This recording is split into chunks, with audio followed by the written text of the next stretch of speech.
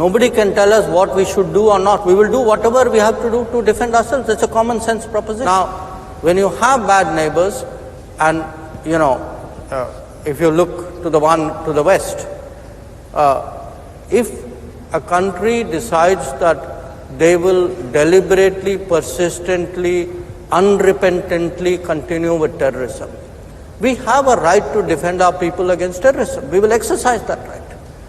How we exercise that right is up to us.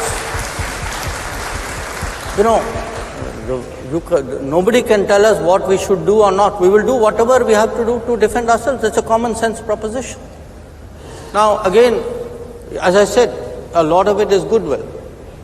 Many years ago, we agreed to a water arrangement, water sharing arrangement, because the belief, the underpinning of that was, it was a gesture of goodwill, because for good neighborliness we were doing it. But if you had decades of terrorism, there is no good neighborliness. If there is no good neighborliness, you don't get the benefits of that good neighborliness.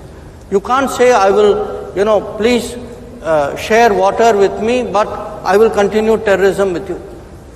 That's not reconcilable. So I think there is as I said, a good neighbor, bad neighbor, but an overall neighborhood policy. Most of our neighbors, I think, have, the realization that India's growth is today a lifting tide. That if India grows, all our neighbors will grow with us. They will have many more opportunities. I think that, in a sense, is the message which I also took to Bangladesh. And yes, they are right now heading for their elections. We wish them well in that election.